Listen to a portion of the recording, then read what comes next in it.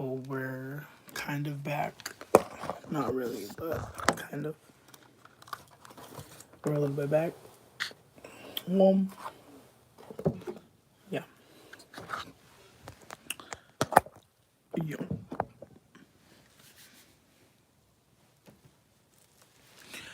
So,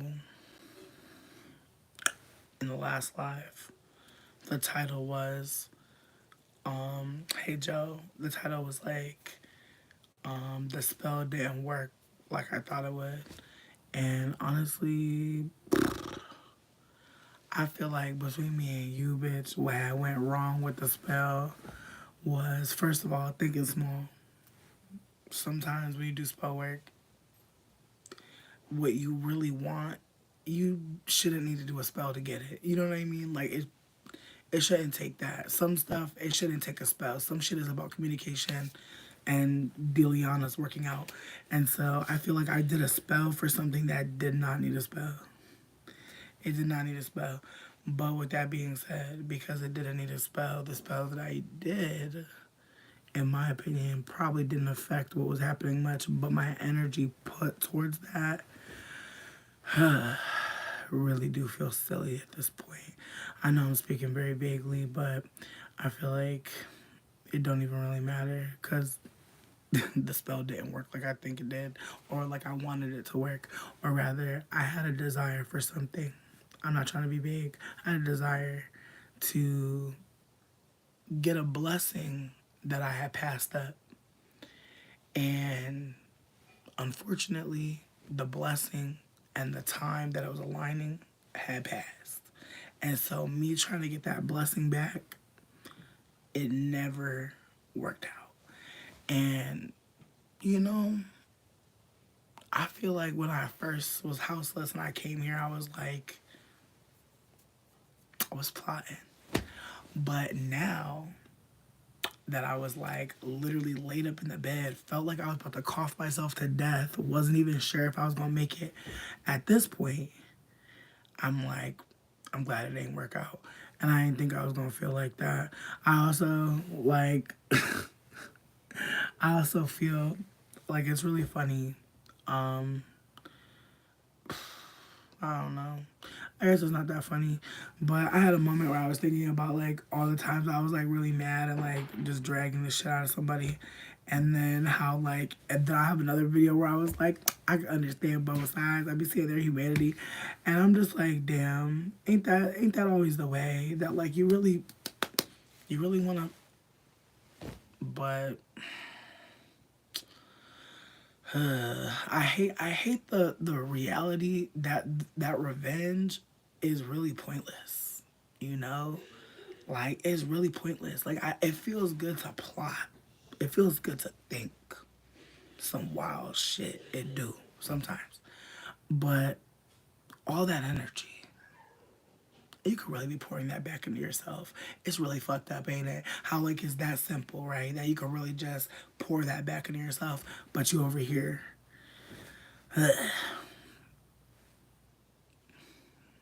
Growth. A little bit. Just a smidge, bitch. Because honestly, I'm still dragging the dog fuck out of that lady. Somebody asked me about like my housing situation. Basically, like I feel like this has been lost because I be doing lives for like 13 hours and shit like that.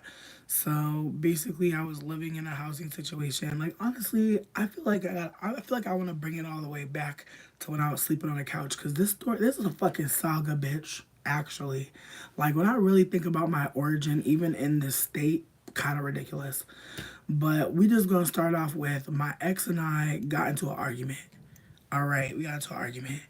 And the gag is we were living with this trans man who was pretending to be indigenous. Girl. Just lying. And I'm sorry, but I feel like out of like the pyramid of like weird white people, the fake indigenous white people, in my opinion, are at the top of the fucking pyramid. Cause it's like historically, you would think you would pretend to be anybody else. Quite frankly, historically, you would pretend perhaps to be anything else. But alas. And then they had a bunch of like artifacts and shit. It was wild, bitch. It's like, it's one thing to be lying about being indigenous, it's another to be getting accessories and really trying to. But I didn't realize that. I feel like the thing that sucks is like, I knew, like, I don't want to say I knew, but it's like, I was pretty sure they were not indigenous. But I feel like the way they were invested, it was kind of like one of those moments where it's like, if I pop this bubble, are they gonna like, are is it gonna be like, am I gonna just be sleep and it's gonna be, just cause like I know the truth and like they can't keep on living as a lie. You know what I mean? It's like sometimes people say stuff with such, they're so, like they really believe it. I'm like, whatever you say, sister, whatever you say. So once I'm realizing that they're full of shit, I'm like, okay, I'm gonna just leave your ass alone. Cause it's like, I just feel like at some point you just realize somebody not who they say they was. And then it's like, baby, I can't go backwards with you. You are a catfish. You've catfished me. And I feel like when I realized they was catfishing me, I'm like, okay. So me and my ex got into an argument, and I don't really know what it was about, but honestly, it really don't even fucking matter because I feel like that relationship was just so fucking wild. I feel like when you try to break up with somebody and it don't work, bitch, call for backup. Like that, I feel like that's the only advice I could give from that perspective. Call for backup. Like if you try to leave somebody and they fighting for it, but they not changing behavior, call your bestie and be like, bitch, help me please. Like for real, for real, for real. I really wish I was feeling in that situation, but I really was not. I was not feeling like I could call anybody for help in that situation, so I stayed too long. I will hold that. I hold myself accountable for that shit. Definitely stayed too long. Tried to leave, kept being gaslit. And I feel like that's the thing that sucks is like you can hold yourself accountable for like knowing for you're done. But you can't hold yourself accountable for being gaslit. You can't hold yourself accountable for being abused by somebody who's telling you to your face, like, I'm going to be different. And you're like, okay. And then their mama hates you. Oh my God, bitch. Like, if the mom hates you, don't fuck with them. That's another little nugget. But yeah, so basically, me and him were living together with this trans man who's lying. He was lying about so many things, lying about being native, lying about the rent, lying about this, lying about that. Every day, I found out a new lie. Like the day I moved in, I almost moved the fuck out because I found out another lie. And so it's just like, bro. So by the time me and my ex got into a fight, and it got like real fucking critical because like honestly I was just fed the fuck up. I was like, bitch, I'm paying for both of y'all rats to like fucking live here and like y'all are barely contributing and it's feeling real ashy. And like I just don't know why I'm living like this. Like this is just not making any sense to me. And my ex was in an Aggy mood too, and it was awkward because it's like, sweetie, you're not contributing that much. And then also this other person, again, they're being fake and they're also pretending to be native. So it was just a lot of layers to to all the things that like was happening in that house. And so me and my ex got into an argument, and I want to say my ex like decided that they were gonna just like dip on out, that they were just gonna go live with their mom, which is really wild to me because it's like I had been asking them to go live with their mom for a while, and I'd asked their mom to come get them like for a while. So when they decided to dip on me, it was kind of just like, sweetie, I've been asking you to like go and like get help and support, like, but now you're gonna leave me with this weird ass person. Like it was just kind of like, wow, like actually you're fucking weird. And so I'm like living with that weird person, and I want to say almost immediately we got into an argument because I feel like they were trying to like figure out how to like get me out of the space so they could like trick some more people into paying the full rent. It was so crazy. And so they called the police on me, and the police were like, and like honestly, I'm gonna be so for real. I feel like for the most part, the police usually are like, bitch, go do something. And I'm like, okay. Like, I just feel like the police don't never be really thinking. And again, I'm gonna be so for real. Like, this is obviously because, like, I have light skin privilege, the privilege of, like, of appearing to law enforcement, like, not a threat. I feel like that's also being a fat bitch. I don't know if there's other fat bitches that can attest to this, but I feel like the colorism aspect and the fat bitch aspect are combining perhaps, and they're just like, this fat light skin bitch, they're probably not gonna do anything. And honestly, I do things from time to time, but like when there's police, I'm gonna shut the fuck up. I'm gonna calm the fuck down. But anyways, so the cops came. I was crying, and honestly, every time I cry, and again, being light skinned, being fat, let's connect those two. I feel like when I'm crying, they're like, "Wow, that's sad, this bitch." Like, I just feel like whenever I'm crying, like I feel like I don't want to say I have an ugly cry, but I want to say I have a cry that disturbs people. I've seen people be disturbed by my tears, and I'm like, whoa, that sucks, because I'm not gonna stop, bitch. So anyways, so I've cried in front of police officers, and they've they've been disturbed. They're not happy, they're annoyed, they actually want me to stop. They've asked me to stop. There's one dude who's like, ma'am. He was like, ma'am, please stop crying. I was like, no, I'm going to jail. I wasn't going to jail, but I was still crying.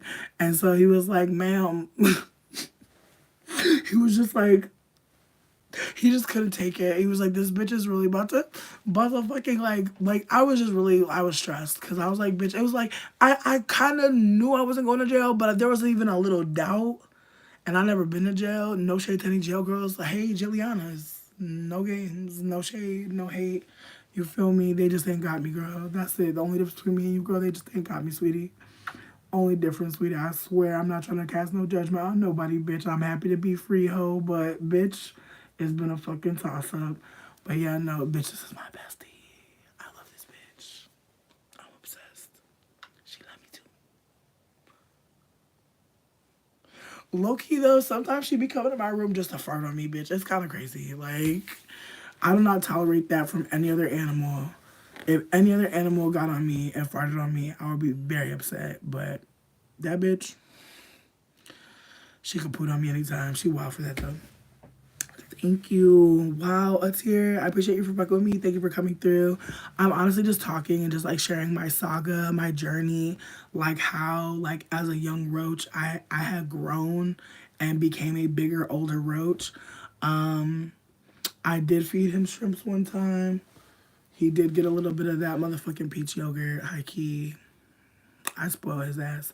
But no, so anyways, so I fucking they call the cops on me, bitch, and I'm crying, and the cops are looking at me like, and it was kind of scary, honestly. Like, bitch, honestly, like I'm not trying to be funny, but you know when okay, I don't know how old all y'all are. I'm not sure, and I'm not trying to be shady, but this is like a joke for like the bitches from. If you were born in the late 1900s, you gonna get this. If you was born in the 2000s, you might not get this joke, and I mean that with love, bitch. I'm from the late 1900s, so I just want to put that out there, bitch. Some of y'all from the new age and shit. Anyways, but Rocco's Modern Life, you remember them geckos from fucking Sweden, bitch? Like, it was that kind of vibe with these cops. They were like twins, girl. Twins. Pale, blue eyes, both wearing black little skull caps. I was like, oh, y'all probably stomp, kick, beat. Like, they was just looking like two Aryan twins, bitch. I was like, oh, not they sent the white twins of death. When I first seen them, I was like, oh, they're going to kill me. Like, I'm going to get my ass beat. Because they were like, bitch, looking like Hans and Lars, bitch. Hans and Lars. And they came to the door. They was like, hi, we're here. They're like, we're here for da-da-da. I was like, oh, they called the cops. Oh, wow. Policiana. Mara, listen, I've been dead. I've been tombstone. Like, for real. Like, I finally was able to smoke some weed today, bitch. I was able to,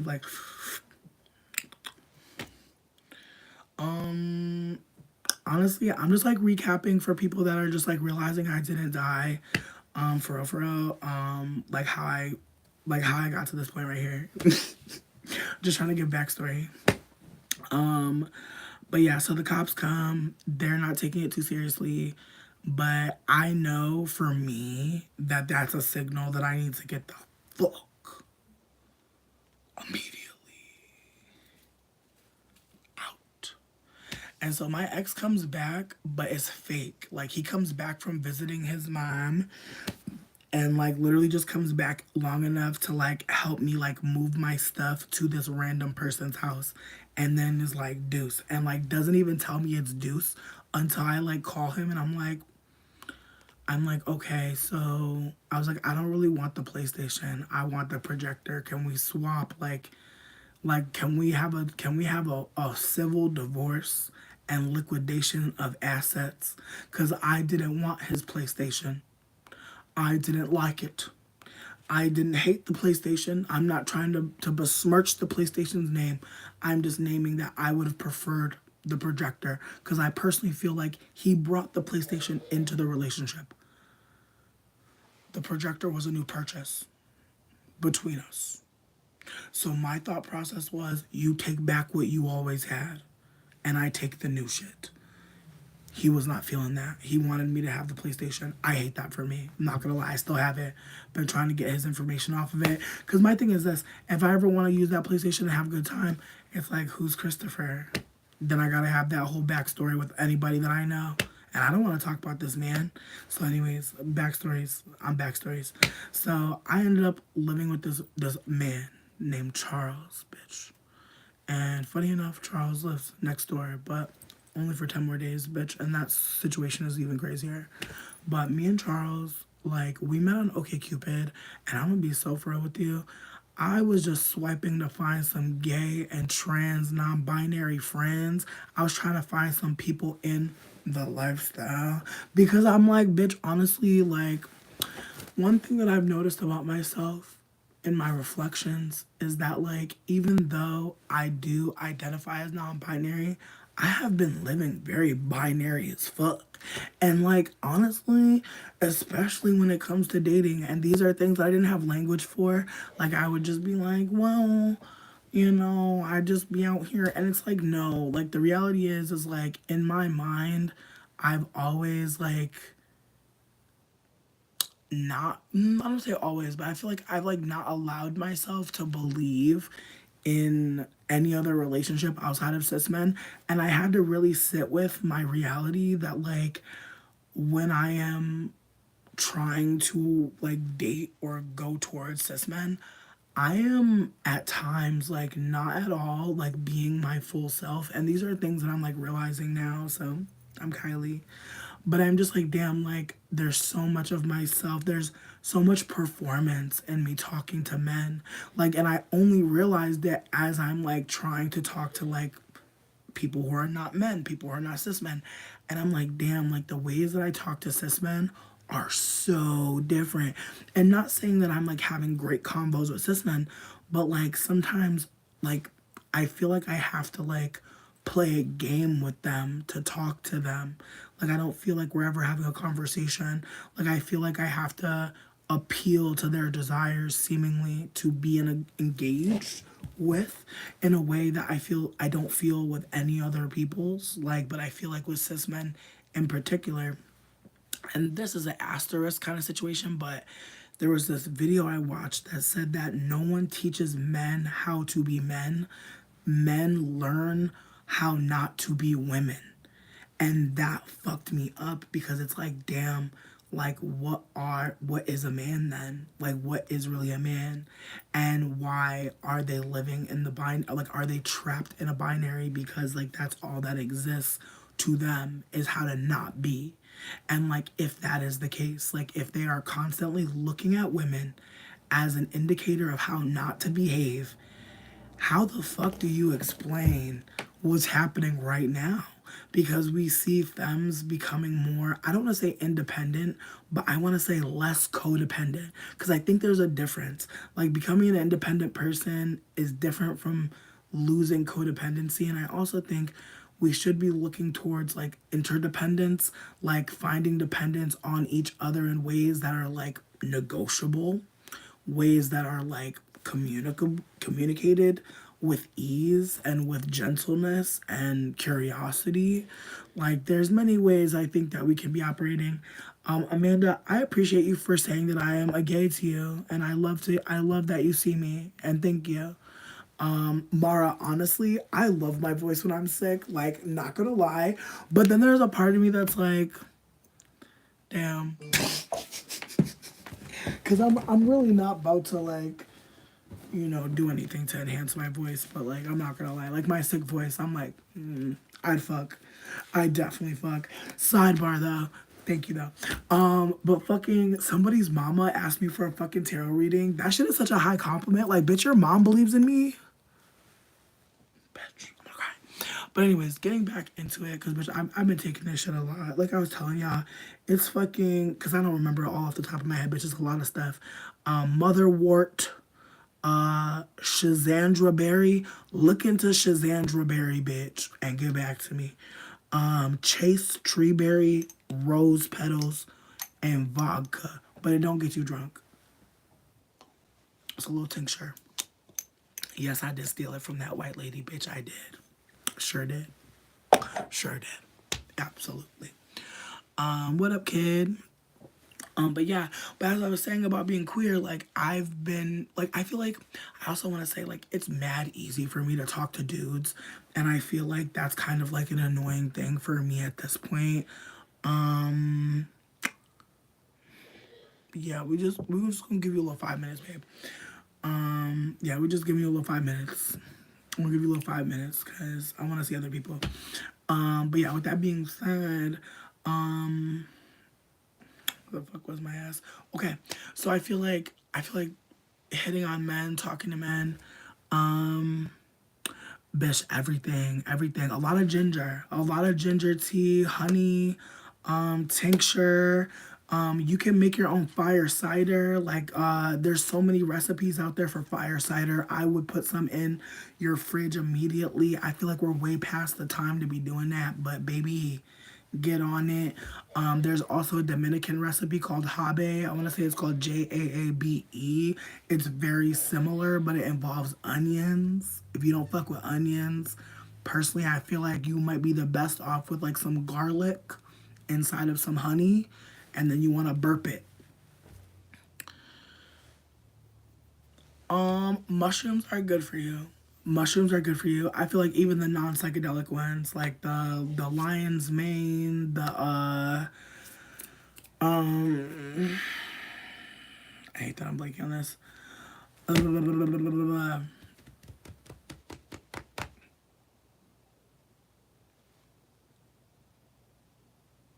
The Rishi, fucking lion's mane, even like some portobellos. Like honestly, like enjoy yourself. But yeah, no, I personally feel like from 2020 to now, like that has been my mushroom arc, my mushroom era. So if you've consumed any content from like actually 2021 2021. I mean, I got it on my birthday, which is like the end of 2020, which is really the beginning of 2021. So I want to say 2021 to now is like my mushroom era. You're in the UK? Text me, babe. Send me an email. But yeah, no, like honestly, it's wild. It's wild. How mushrooms have changed my life. But I don't want to say it was just mushrooms. It's also like being on the internet in a time where like people talk about like women getting like access to like their own bank accounts, but I can't wait for the data for women on TikTok being candid about marriage, relationships in general, child rearing, cleaning, finances, education, stalking, weird dudes, family trauma, you know what I mean? The data from that period. But we are unfortunately in the end of history, bitch. I'm not trying to scare nobody. But like, you ever think about like the fall of Rome, or like when like people talk about like civilizations that were happening that aren't happening anymore. It's like America honestly has had a wild run, and a big part of like America's run has been other people couldn't see what was going on. And a big part of not being able to see, we are, but a lot of things that people weren't able to see, like, was because they didn't have the access. Like, when were you going to listen to a disabled person who's in their 50s talk about all different types of stuff? When were you going to get that? And I feel like YouTube was like the first crack in like the media or mass communications, because, you know, think about it like this. Do you think, for real, no shade, no shade, do you really think people was really loving Mickey Mouse dancing like this on the motherfucking train? Or was that the first time they had seen an animated mouse? Let's just talk about it, bitch. Disney had the cup. Disney had the cup and they were selling access to the straw, bitch, but nobody really wanted that juice. I'm just saying, like, do you really think people was really loving Mickey like that? Like, but they had the money to put Mickey out there. You see what I'm saying here? And it goes on and on and on. Like, do you really think that we would like really love to see a Lizzie McGuire, a Lindsay Lohan, a Mean Girls, a Notebook, a white lady in distress, unless we were constantly being fed that as a motherfucking main character? Like, we gotta really just consider that the shit that we are seeing on the TV is planned, it's researched, barely, but it's mostly white people fan fiction. Everything you consume outside of mass communication is honestly the shit that, I don't want to say they don't want you to see, but it's the reality. And unfortunately, a lot of people will watch TV and be like, that's reality. Even they'll watch reality TV and be like, that's reality. Meanwhile, you see somebody on TikTok frying some chicken on an open flame in some country that you don't even know, and they're talking to you about their experiences with misogyny in their neck of the woods. Like, damn, they got patriarchy over there too. Like, who knew? Like, the Trinidadian girlies just popped out. Like, I don't know if anybody's following that, but a lot, like, bitch, the South Korean girlies.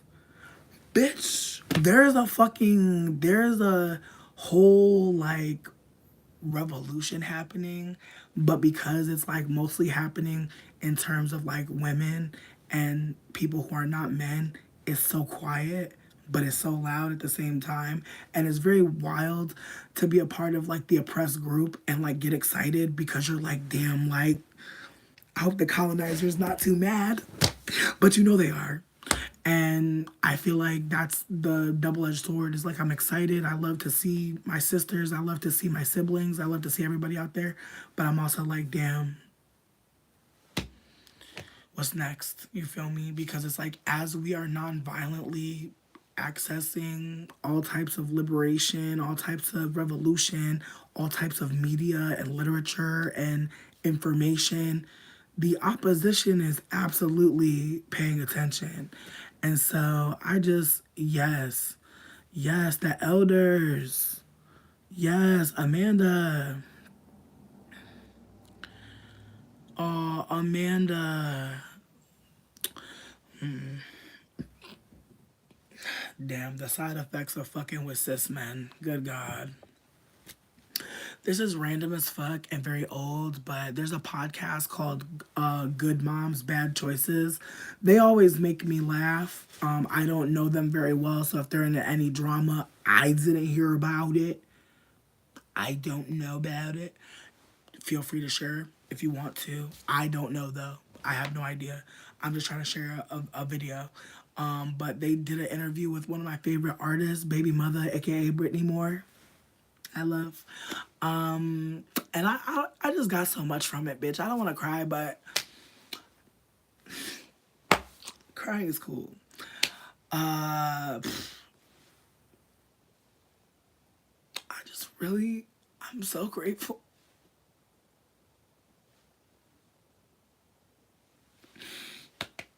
I'm so, I swear I'm not trying to be dramatic. I'm so grateful for people who have been homeless and who talk about it.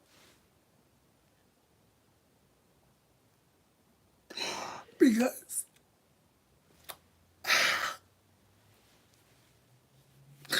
it's so crazy. And I'm grateful as fuck for her. I love her music. I love everything that she does. Like, I'm really like, bitch, I'm like disgustingly like a stan. Like, I feel like if I had money, bitch, I would really make merch. But like, I wouldn't want to take no money out of her pockets. But like, I really would be annoying and have like a big shirt with her face on it. Because honestly, like, she is really like everything. Like, I swear, baby mother does not get enough love. Like, it kills me. Like, wow, motherland. Like, bitch, I washed dishes to motherland today. And it's like, bro, like, how many people address their baby dad being a pedophile on a track? That's not happening. It's not happening. How many people acknowledge that being homeless is motherfucking unnecessary, bitch? Like, how many, like, how many? Like, I'm telling you. Like, I just hats off to my bitch, because she's just really one of those artists that says shit and you're just like, damn, Brittany, thank you. Just thank you. I'm humbled. Yo, but you know what, Letitia? That's the thing. Like, ageism is a bitch, ain't it?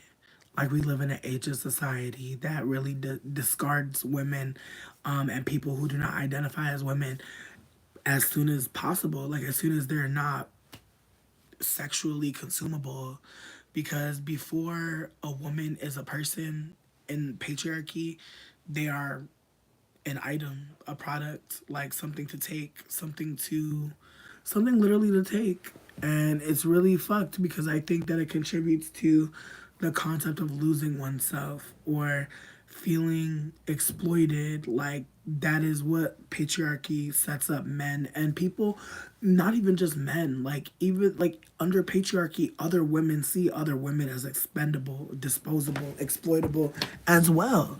And unfortunately, it happens a lot in our family systems, but also in friendships, where like people will dead ass like use your friendship as a leveraging chip to get labor from you, whether it be emotional or otherwise.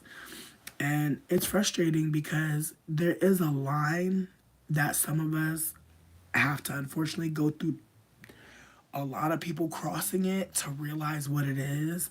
But there's just ways that people will use you to, like, just get emotional labor. And it's like, damn, like I said before, you would have paid the lady.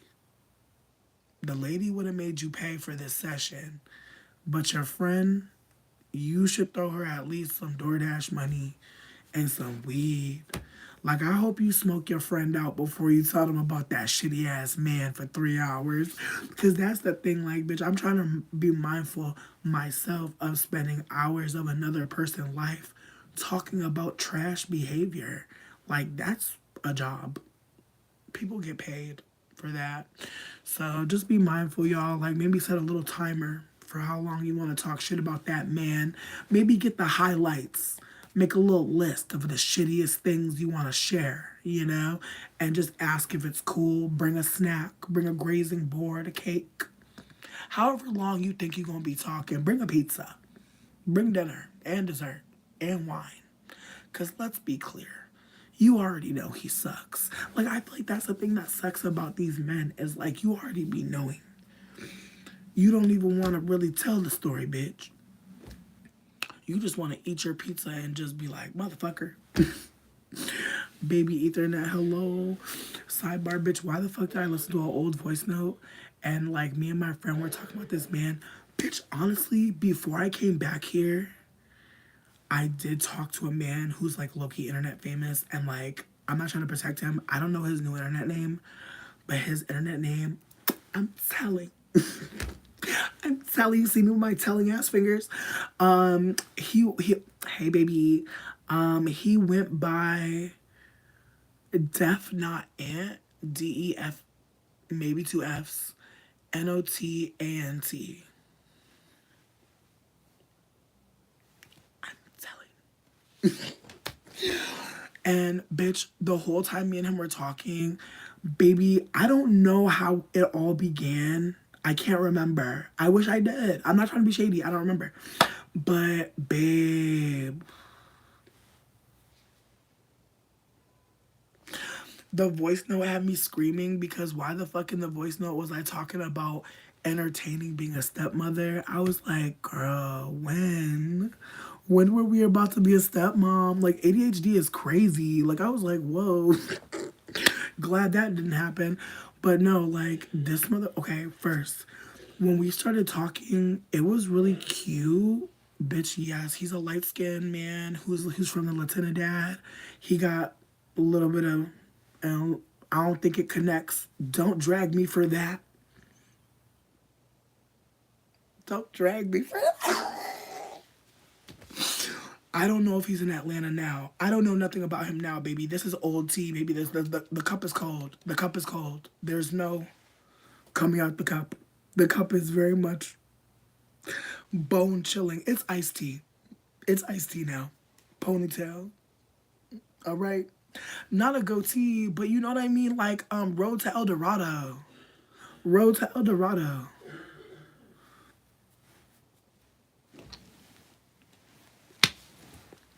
Yo, I love y'all so much. Like, genuinely, I'm crying. Okay, so me and him were talking. It was cute. We were laughing, kiki, and he was always saying, my child's mother. He kept being like, my child's mother. But I never heard her. I never heard her. But he was very candid about how he had a son. I was like, okay. But we're vibing. He's liking me, seemingly. He sees that I have, like, a following. Again, I was on hiatus, guys. I was, like, homeless for the however many times it's been, babes. So I was not even... The internet. I want to say he had posted a TikTok, and I had, like... What is it when you point the gun at the DM and you... I did that. I was in the DM like... Because again, I'm looking at the pictures. It's giving single man. It's giving baby. I actually didn't even see the baby. Let me be super real. I didn't even know there was a baby. I seen a couple TikToks. I was like, all right. I shooted my shot. I summed it up. He was talking to me. It was cute. Then I hit up my friend because I seen that there was we had a mutual.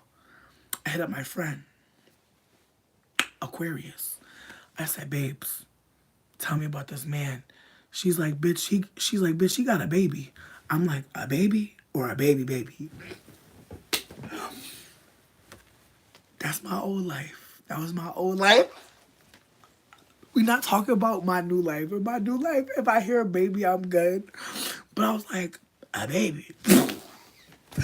I'm like, a baby or a baby. Like a baby, like a baby, like a baby, like a baby.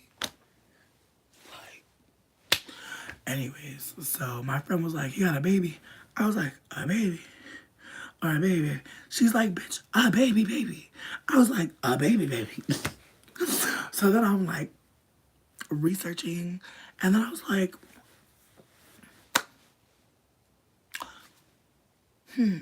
because the baby was little. And I was like, that's kind of crazy. So then I started asking more questions, bitch. And he started being like, oh, my child's mother. That's what he was saying. So then I seen that we had another mutual. I just wanted to see what was going on. Because again, babe, all the mutuals are chubby, light-skinned bitches. And I'm like, let me find out he like chicken nuggets. So I had to go and see what was going on. And so I ended up reaching out to another girly. And she was a tarot girly. And I said, tarot girly, I'm so sorry to bother you. I noticed that you are mutuals with the men. And I was like, tarot girly, can you pull me a card? I'm lying. I didn't ask her to pull me a card. I'm joking. But I was like, tarot girly, I know we're not even cool like that, but I'm just trying to figure out what's going on with this man. She's like, sister, like, bitch hit me with, sister, this man is married. This man has a young child. I was like,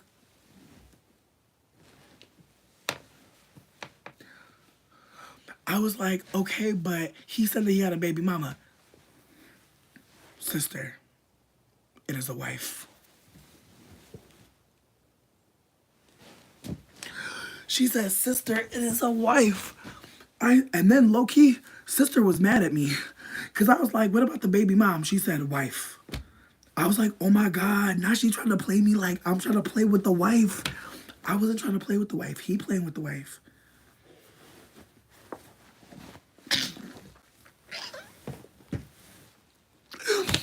Honestly, bitch, I was like low-key about to get dragged because I literally was like, wait. I was like, he said that that was the baby mom. They're like, it's not baby mom. It's wife. I was like, oh. Once I heard that, I start telling the girlie, keep in mind, this the tarot girlie. So I'm talking to the tarot girlie. The tarot girlie gives me the ultimate tea, bitch. The tea that honestly pierced my heart. And again, I know you're like, bitch, you got a wife, you got a baby. What pierced your heart? Girl, this is 3 months. The tarot card reader girlie was like, sweetie, he came to me and asked me, will I have a son? After he had already cheated on the girl. And I told him he will have a son if he does right by her.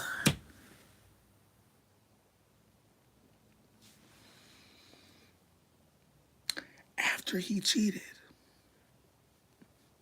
she still went back to him and then had a son with the man. He really went with her to the tarot girlie to get a reading about their future child. What a sick bitch. I hate that man. That's a sick man. Hey, Taboo. So, yeah. And I was like, and as I said, bitch, the tarot girlie, bitch, he went to the tarot girlie with the wife. The tarot girlie know the wife. The tarot girlie was like, you know, the wife is a nice lady. I was like, I was like, bitch, I'm not even that girl. I'm not even that girl. I don't even be trying to be with nobody's husband. She was really trying to tell me, leave her man alone. She a nice lady. I was like, baby, you ain't gotta worry about me. You ain't gotta worry about me. I was never coming to wreck the home, baby. I was never coming to wreck the home, I promise you. Oh my God. I swear, I wish I could have put myself in a pocket because I could not even believe. Like, baby, all I was doing was trying to make sure that this man wasn't a psycho. I was just trying to check with my mutuals to make sure this man not crazy. I find out he got a wife that is not on the socials nowhere. She don't exist, baby. Nancy from the craft, she don't even exist to me. Not because I don't want her to. But I'm like, where's she at, though?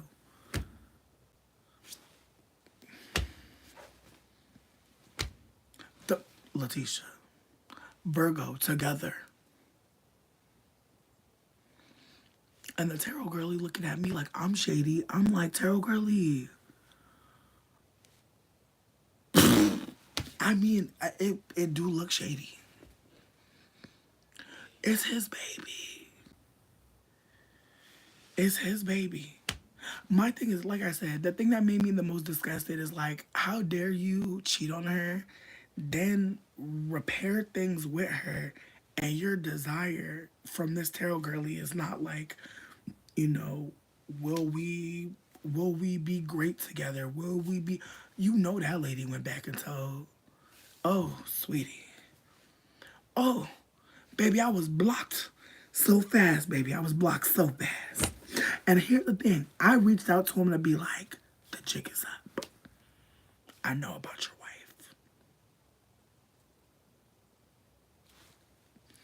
But then it was like, not delivered. I was like,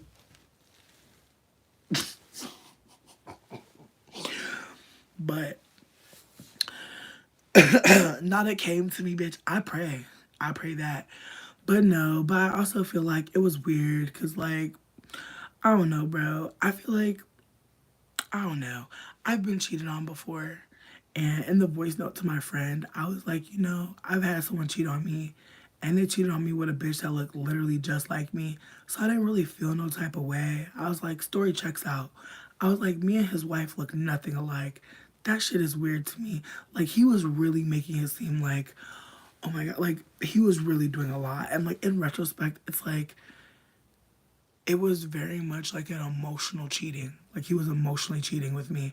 And it sucked because it's like, he over here acting like he's a real, and the way he's talking about my child's mother, I'm like, girl, girl. Again, this is in my earlier career of life, being a fool, being a bird. I'm off my birdness. But I feel like I said all this. Not people who love blocking, bitch. I hate to say this, but I used to be the biggest blocker. I feel like people that are still here, you already fucking know, bitch. I used to be like, but listen, to the person who's blocking, it do change the reality for a moment. We get a little bit of control back. You know what I mean? I feel like that's what the blocking is about. Bitch, for a little bit. A little bit. The opposite of me in every way. Other than we were fat. We were both fat. But literally nothing like me. Completely opposite. I don't want to say completely opposite. That seems weird. That seems weird to say. But I want to say that she was not a lighter skinned person. And, like, she was actually black, child. Like, she was a deep, dark skinned black woman. So that's why I was just like, what are you doing, bitch? Like, I literally was like, bitch, I sent him a long ass message. I know it didn't go through. So I sent it other places, bitch, because I'm like, oh, you're getting it. Like, I sent it on a different number that wasn't attached to iCloud. But I was just like, babe, I was like, you're a lighter skinned man, so maybe like you really don't do too much like pouring into like just like what's being offered. But I've noticed like almost every mutual we have is a fat light skinned person, and like your wife is not light skinned. Like, so are you like like what's going on here? Like, if you are desiring not a big white woman, I'm crying again. I should have said the opposite of me because I feel like that was a weird thing to say. What I was trying to offer is that like she was not a lighter skinned person, and all of the people that were like mutuals of me and him were fat light skinned people. And so I was just kind of like, and she was a lot smaller than me too. So it was just like kind of weird, honestly. Like, I just feel like just at this point, like I was telling the person I was talking to was another fat light skinned person. And I was like, at what point, like, it's like if I'm not I'm gonna say understanding, if I'm listening to people talk about colorism and I'm hearing what's being said, when do I stop? Like, when do I stop considering like how colorist like something is, or like how fucking violent something is? And like I feel like some people would probably think I'm doing too much, but I just feel like it's like I have no problem like telling especially a black cis man like that he's being colorist or he's being a fucking weirdo. But I also have the privilege of being privileged in those systems. So like me saying it is gonna hit differently perhaps. But I've already had to drag somebody recently about like trying to pedestalize a white lady over me, and I was just like, that's fucking historically weird, right? And this motherfucker really like had the nerve to like start crying. And I was like, and then at the end, he's like, I think I'm a vulnerable narcissist. Like, after you said that I was like, I called him a narcissist. I was like, this is very weird. And he was like, yeah. He's like, I did some research and I think I'm a vulnerable narcissist. And I'm like, cool. He's like, I'm watching Dr. Ramini. I was like, I'm so happy for you. I'm so glad that you tried to abuse me. And I had to be like, actually, this is what you're not going to do because I see narcissistic control happening, and then you got to level up. Isn't that beautiful? I was like, isn't that so nice that like you do something weird and then I give you information and then you get to, just become a better person. Is that cool? Honestly, no, exactly. Whoa. Wait. Okay. Not popping up on different accounts. Yes, me too. Elizabeth, yes. Elizabeth, literally that. Here's the thing, like, I'm grateful as fuck, like, that I get to just be alive and, like, just do different shit, cause, like, fuck. Wow. Getting back to what I was saying, though, about, like, fucking with, like, cis men and being, like, very, like, heteronormative, like, I really do think it's low self esteem. Like, I really think, like, I hate to say this, but I feel like it's easy to fuck with a man. And I know that that's gonna sound how it sounds, but walk with me here. Like, I feel like from young age, like, we're socialized, especially if, like, we're femmes, to, like, be desiring. And again, like, it goes back to like we were talking about mass communication. It's like we watch TV, we watch movies, and like it's very simple, right? Like a man, like it's wild, like when you really think about like the ways that we see like monogamy shown to us. It's like this man starts to basically stalk you, desire you in a particular way, and then you're the object of his affection. You're his, he has you, you're had. You can't be without him. Like even the music around love, I'll die without you, turn around and die. Sorry, but like, you know what I mean, like the love songs are like, don't leave me, baby. Like that song, that lyric could be in so many songs. Like, but that's like the sentiment is like, I need you, I'll die without you. And then we wonder like why people are in toxic relationships. It's like you're telling me what I'm supposed to feel is this toxic overtaking of emotions. And then I fuck around and find someone who makes me feel that shit. Um Bitch, wait, I'm about to be gothic as fuck. Bitch, it's coming together. Like my grunge look, I'm getting excited because I seen like this eye look that I want to do. I seen this eyebrow look. I would stop breathing if you told me to. Oh my God. Exactly. But I'm just saying, like that whole shit is like part of like how we get socialized into straightness. And then if you are desiring to be gay, or like not desiring to be gay, or just like you are a gay person, but like you're not understanding that. Like I feel like that for me was it. Like I felt weird about my desires for my friends because I'm like, oh, you're just supposed to be my friend. And then I felt weird about just like earlier interactions, like because like I think like when you're a gay person you do have gay experiences as a kid, like you do some gay ass shit, but at some point you get shamed or someone catches you doing something, and you may not think it's a bad thing that you're doing at all, but somebody will see you and enforce shame on you. And I just remember, as I feel like I've told this story before, like my mom would check on my sexuality. My mom would like check on it and be like, you're strictly dickly, right? Like she would be asking me leading questions that let me know as a gay ass kid, oh, I should probably not be gay.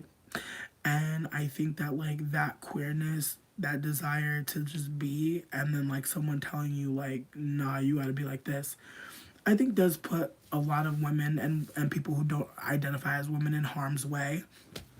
And me and my friend were talking because we're both like people who were assigned female at birth.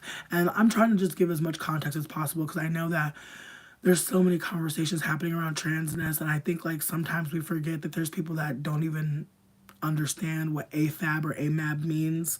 So they're kind of like, ah, Moses Sumney. Oh my God.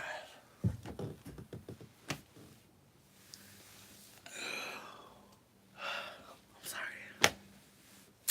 I'm sorry. Like I just remembered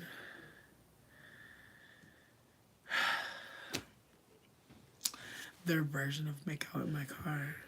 I die.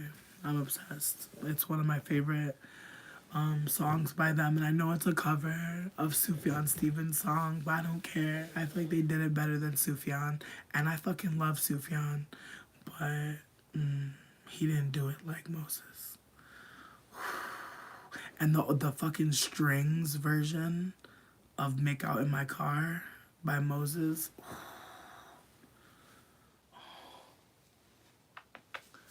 I love you, little baby panther.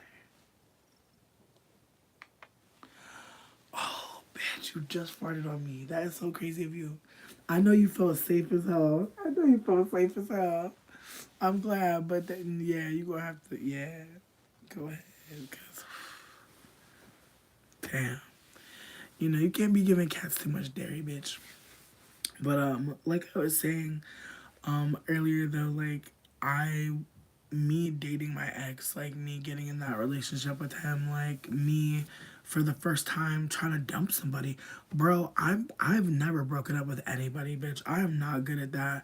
Like I've never felt comfortable, safe to be like, fuck you, bye, I'm gone. Like I always felt like, oh, I'm just gonna try harder. I'm just gonna try harder. And so in this relationship, it like fucked me up that like I actually broke up with you like twice, and it didn't stick. But then when he wanted to break up with me, it was like the real breakup, and it was like, whoa, that sucks. Cause like could have just cut off 2 years of my life and some trauma. You know what I mean? I could have like avoided one experience of homelessness. But okay. Anyways, so yeah, so after him, I started like living with this like fucking random ass trans man who like honestly, it's weird because it's like I was so frustrated, and then I talked to my friend Royal today, and I was like, you know, if the situation didn't happen with Charles living in that house, Royal would have never got to live a few weeks on that couch. And honestly, like from what I've noticed, like Royal's life is only getting better. Like ever since they got to sleep on that couch, they've only gone to like a better living situation. Like now they're, you know, making really good. They're making enough money to look into buying a car.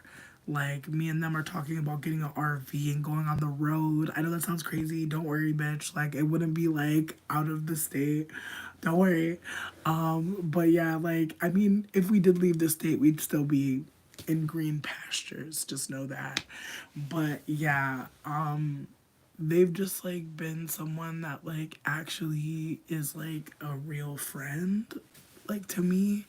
Like, and it sucks to say this, but I feel like people, especially here, people in general, I shouldn't say just here, there's this concept that people have of class that is not real. Like people, like, and I say, I talk about it myself in a way that's not real. But like people will say things like, oh, like I'm middle class. Or they'll say, oh, I'm upper middle class, or oh, I'm here or here. Or sometimes people will just be like, oh, well, I don't have a lot of money, but I can afford this as like their class. And like, there's only two classes. There are people that have to work or else they'll fucking die. And there are people that don't have to work because they exploit the rest of us so that they can live for free. And so, because of that, there's only us and the people who have a lot of money and can support themselves without having to do very much. And when I say support themselves, I mean like have empires of wealth. I don't mean like just take care of themselves. I mean like do way more than anyone else can with their wealth because they're exploiting people. And there's no good rich people. Like anybody who's rich and owns a clothing line, 9 times out of 10, like, well, see, it's like 99 versus 1%. I feel like yes, but I also feel like it's deeper than that because like there are people out there who are a part of the 99% who are striving to be a part of the 1% so hard. Like so many people. And that's what distorts it because there's some people who seemingly are like they're doing so well, but those people are doing probably so much physical labor, so much to like show that they are physically worthy, mentally worthy, energetically worthy, of getting this or that thing or the status or this house or this wage. And those things are 100% like tied to a lot of times legacy, privilege, inheritance.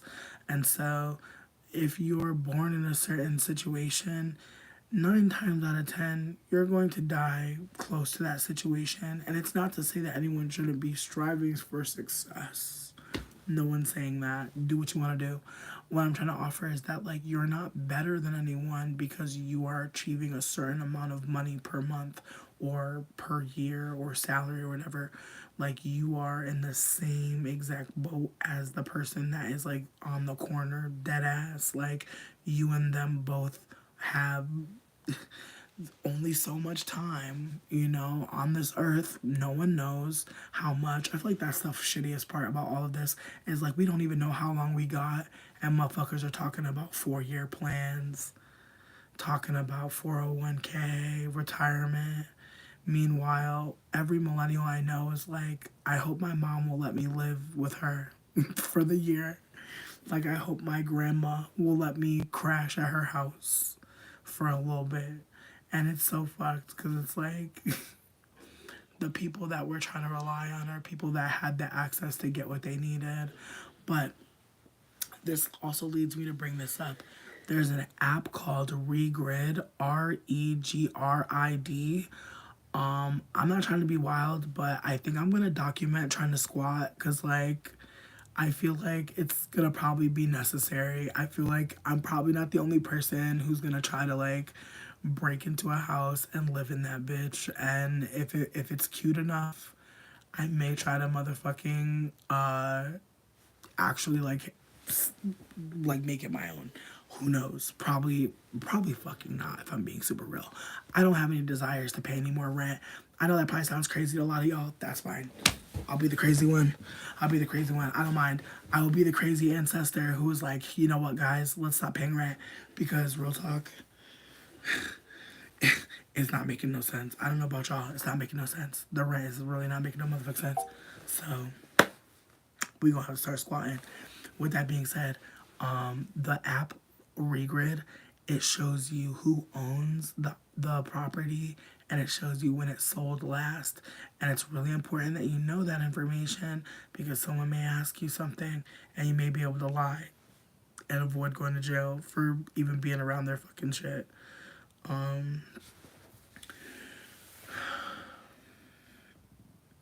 Yes. Mara, you're not lazy. You're burnt out. This shit is fucking wild. It is very wild. Like, and people are charging people for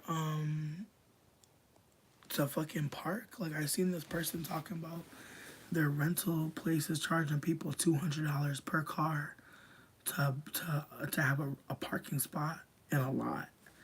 And I'm like, the whole point of the lot is because they know that y'all deserve to have a place to park. Why are they trying to charge you like y'all don't already pay to live there? Like, are they okay?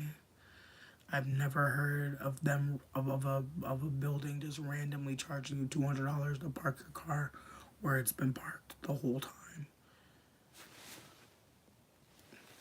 It sounds demonic to me, but I just want y'all to know I fucking hate it. And I'm wanting to be doing some shit because I'm really tired. Like, I'm very, very, very, very, very tired. And the way that these houses are costing and the way that they're looking, it's not adding up. It's just not. And I'm sure there's more people out there that, that I'm sure some of y'all know, like, the state owns this house and it looks beautiful. You love it. You love how it looks. You could see yourself, your family, your cousins, your siblings, like, being able to live in a spot. Oh, absolutely. Absolutely. And it's frustrating because it's like they would rather the houses just sit empty than, like, allow people to have access to housing. And so that's what I've been working on while I've been ill, is trying to figure out how to get housing. I mean, when you leave foster care, there's no, like, at least for my experience, there's no, like, formal leaving it. Like, just one day they just stop giving you money. Like, they give you some money, but they don't give you that much. Like, when I was there, they were giving me like $500 a month, and I still had to work, obviously, because that's not enough when you're in college to take care of yourself. And so I feel like outside of like, I want to say that like the state paid for my apartment, but they were not paying for my apartment past, I want to say, 3 years. And like my third year in college, they were like, "Oh, we're not gonna give you any more money," and I was like, "That's kind of crazy, cause like I kind of need that to like finish school." And they were not giving a fuck. They basically were like, "Anyways." And so that's one thing that could happen to you, is that you can be in foster care and be told the entire time that you're not gonna have to pay for college. And that's why I stayed in the system. Like, they told me I could go home if I wanted to. And honestly, I feel like that was such a crazy thing to tell me, because it's like the state literally was like, "We know your family is unfit and you can go back there if you want." And it was like, you either go live with your unfit family or you stay in foster care with a bunch of like weird ass people. But the difference is, if I go home with my mom, I don't get free college. So it's like the state honestly was like, I don't want to say forcing me, but they were like enticing and incentivizing me to stay in the system so that I could go to college, and then they cut my college money. So that was kind of crazy. I really feel like in the end, like I feel like I was like a tax write off, and they're like, if they can retain some of their wards, they can maybe get some extra money from like, the fiscal budget or something. I don't fucking know. But in retrospect, that's what it feels like, because it's like, why would you tell a kid who's living in like an abusive household that they could just go back whenever they want, or they can stay in the system and get money for college? Like, sweetie, what kind of options is that? You're giving me a shit sandwich or a shit sandwich with college on it? Like, I know. But I feel like that's the thing. Like, I feel like you don't realize that's what's happening. Like, I was just kind of like, "Oh, I'm free." Like, I was just like, "Oh, like, I'm not, the state isn't my parent anymore. That's cool." I was just happy to be out of captivity, bitch, honestly. Like, oh man, what makes me sad? It makes me so sad that like people go to college like right away from high school. That is really fucked up. Like, I really feel like people need at least 2 years after high school to see, like, do I want to go to school more? Do I want to travel? Do I want to, eat hot chips and lie? Like, what do I really want to do? Because if I would have had 2 years between college and high school, I don't know that I would have went to college. I don't know if I would have put my energy into that. Not saying I regret it, but just saying, like, I don't know that that would have been my path. But I think a lot of people believe like that's the only way to be anything, is if you continue being rigorous in academia. And I just don't think that that's true. And that's my own personal perspective as someone who went straight into college. I really do think people need way more time to just figure out, like, what do you like? Are you comfortable being alone? Like, these are things I didn't know about myself, still don't all the way know about myself, and I'm still learning about myself. But when you're really young, you're just like, fuck it, we ball. Like, you're just throwing yourself into different situations and not really thinking about the ramifications of your decisions. But we're here now, and I'm grateful, because as I was saying before, like, if damn,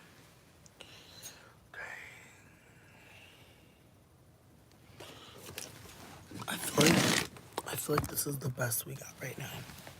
But what I was gonna say is, like, if I would have never taken the room that I rented, there would have never been, my friend Royal would have never been able to get their needs met in a particular way. And then On top of that, my friend Royal getting their needs met, and then us being able to collaborate the way we have been and be there for each other, I don't think that would have been realistic. Like, there's so many things that happened in a way to where I can't genuinely be, I don't want to say regretful, but I can't be sitting here acting like things didn't come out of it that worked out, you know? And so that's kind of where I'm at with everything. Yo, I'm just trying to be a real friend. Like,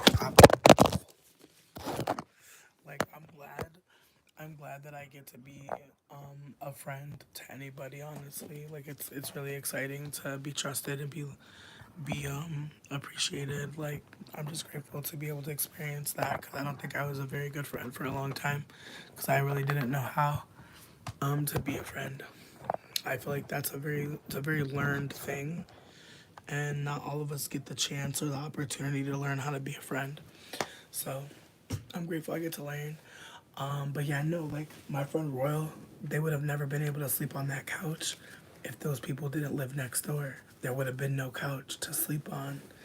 And even though the person next door turned out to be a real shitty ass person, I am really grateful that for the time that we knew each other for real, they did all the things that they did for me because I needed their help. Like, in the end, I wish them well, genuinely.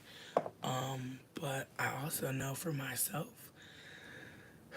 I did everything that I want to do. You know what I mean? Like when I stopped being their friend, I was happy to stop being their friend. And honestly, I didn't know that they were up to like deceitful trickery ass shit. So there was never a moment where I was like questioning their loyalty. To be honest, like it was kind of perfect because it's like when they actually showed their ass, I was in a position to be like, okay, deuce. And that's rare for me. I usually feel like I'm in a situation where I can't just dip out. I gotta play nice or make everything be okay. And it's like I didn't feel like that. I felt like their actions just didn't make sense for me to continue a relationship. And I think saying no to that connection is why I'm getting connections with people now that I feel are just better. Nah, the family with the 21-year-old, that's Heather. She's the herbalist, racist lady in Hazel Park. This was where I was before I was there. And honestly, like the Heather situation, when I really think about it, it was just like, like I have to be real with myself that like I did like the idea of somebody who was disabled, like needing my help. That is the truth. I like the idea of me being able to show up for a disabled person in a way that I wasn't disabled and be also gaining information around plant medicine. Like, there were a lot of things that I thought I was going to get from living there. And in retrospect, I think my desire to level up after living on a couch was what really got me fucked up. I also feel like, and this is another aspect of this, I also feel like not like, and maybe this is like cap, someone may think so, but I'm really sitting with the reality that like, if you don't have like a black parent like that, like is from America, no tea, no shade, I think it's gonna be real hard for you to navigate in America as a non-white person because I think about moments where white people have done me so dirt, and it's like, sure, we have the historical context of white people being fucking shitty, absolutely, but then I also have to hold that like we live in a world that constantly shows us white people being the good people, and this is not me trying to say that that's what I believe, not at all, but I do think that like in some ways I think there is a moment, and I feel like some people may hold space for this, may not, but I think like unless you're living with people who actively talk about white people in like the negative and in the real, you will be around people who never emote around white supremacy, and therefore you won't have the intelligence to be aware of certain things and certain behavior. And so I was really sitting with the reality that like there are moments where other people of color, but especially black folks, will know what this or that thing a white person is doing that aligns with some bullshit. Whereas if you do not have someone who has like been through this experience, seen this situation, you may not be able to see readily like the anti-blackness and the violence. Like I really do think that unfortunately like white supremacy offers a view of white people that makes, I think, almost every person who is not around people who are experiencing anti-blackness and being candid about it in a particular way, it's a gaslighting experience because I'm being raised by someone who's white passing to the point where why would they tell me about how white people are? Why would they talk to me about white supremacy? And even to this day, my mom is not a person that is candid about whiteness. And because she's not candid about whiteness, and because her anti blackness is embedded in who the fuck she is,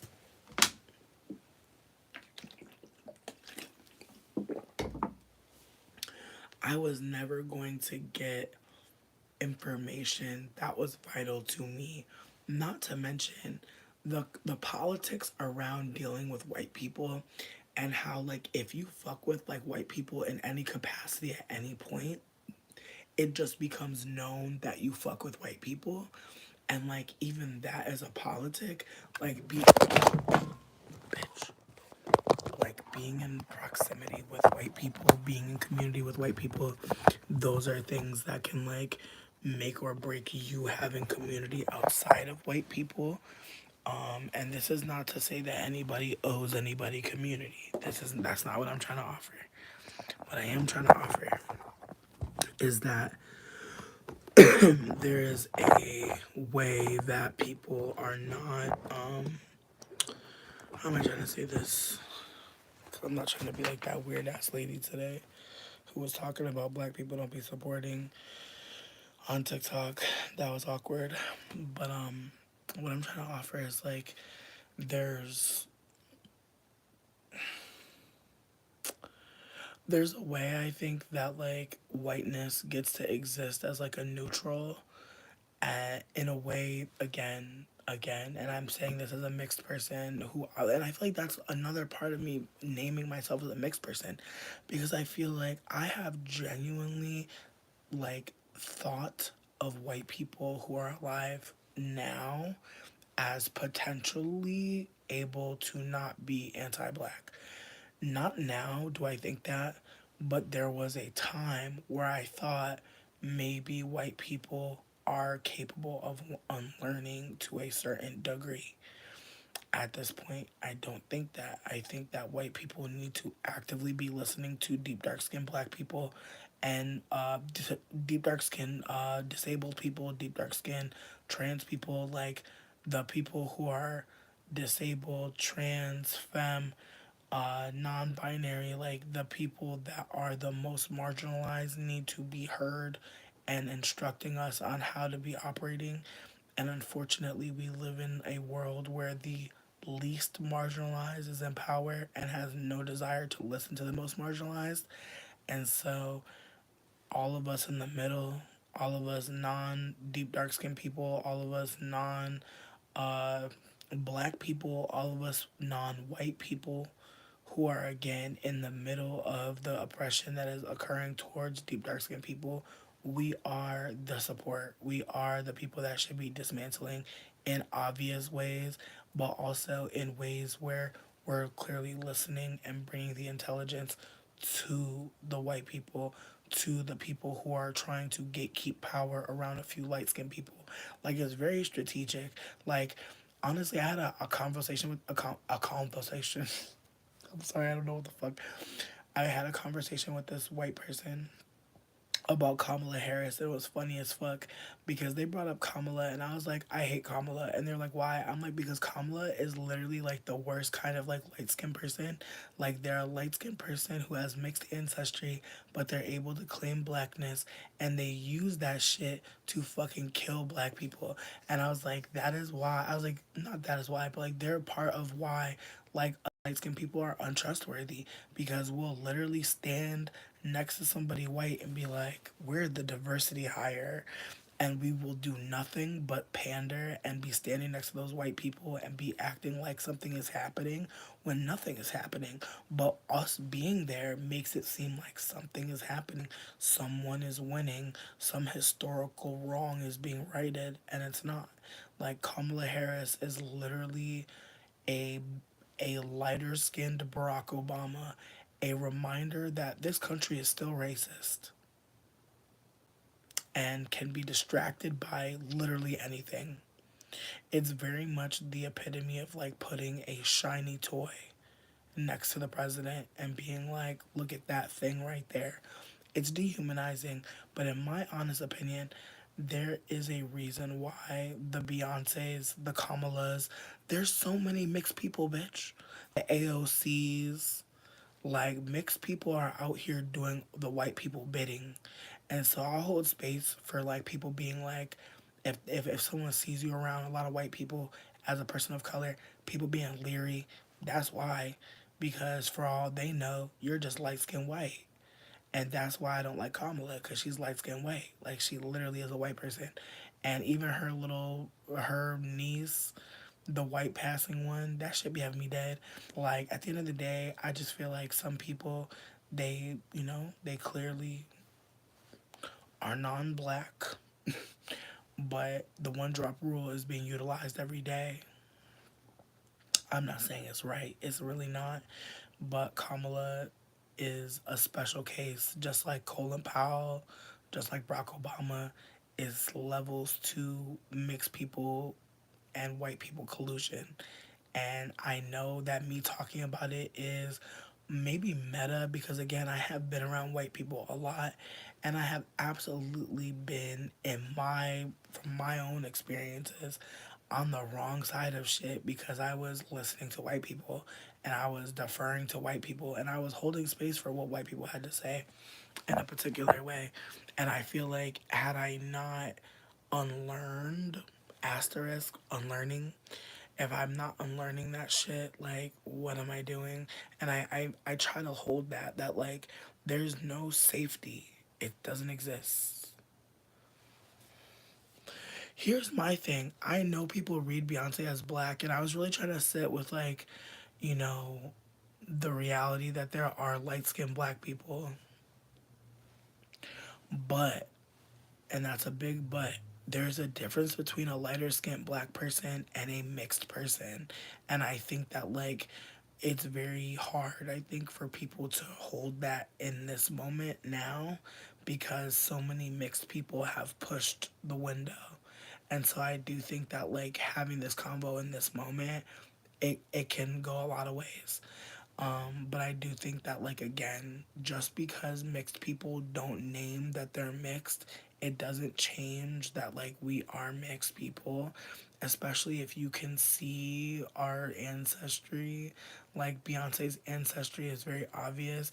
To be honest, the thing that blows me is Beyonce told this story about one of her ancestors being enslaved and falling in love with the master. And I was just kind of like, Beyonce, what the fuck? But again, that's a moment to take a beat and say, would somebody black tell this story? Probably fucking not. And let's be clear. I'm not saying there's no black people who wouldn't tell this story, but it don't seem very black to me. And then on top of it, it don't seem very realistic to be talking like that about your family when you have recent Creole admixed ancestry. It's like it's not like your family line was like it's not like it came about because one master and one enslaved African. Like let's be realistic. But again, I'm not trying to take away people's desire for Beyonce or love for her music. I'm just trying to acknowledge that, like, when you're a mixed person, we are in a tribal system that doesn't really see mixedness as a thing unless you're biracial.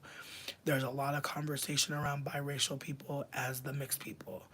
All mixed people are not biracial, but all biracial people are mixed. Unfortunately, that is a concept people are not grasping, because there's many different types of admixture. When I look at my DNA breakdown, I am technically biracial. I am almost 50-50, and it's weird because like my dad has like a little bit of like non-black ancestry and a lot of black ancestry. My mom has a lot of non-black ancestry and a little black ancestry. I got exactly split of everything that they have. And again, they're my mom and my dad are the inverse of each other. Like my mom is a quadroon, whereas my father is 25% white, whereas my mom is 25% black, if that makes sense in terms of fractions. So technically, based on racial breakdown, I am biracial, but my father's recent non-black ancestry,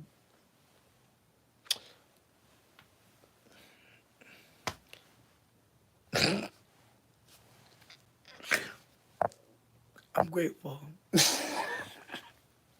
I'm grateful that they didn't make it through. You know what I mean? I'm grateful for my lips. I'm very grateful for my lips. Very grateful for my nose. Very grateful for my nostrils. Very grateful. Very grateful.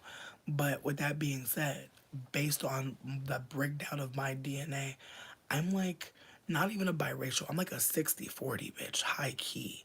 So with that being said, like there's different levels of admixture, but I'm not a fucking cookie. I'm a whole mixed person. Beyonce's a whole mixed person. Mama Tina a whole mixed person. That's just that be make me laugh. People be like, Beyonce's black. I'm like, Mama Tina black. And then people be like, and I'm like, sweetie, it's okay. We don't have to play this game. Like, they're mixed people. It's okay. That's alright. Beyonce has a black father.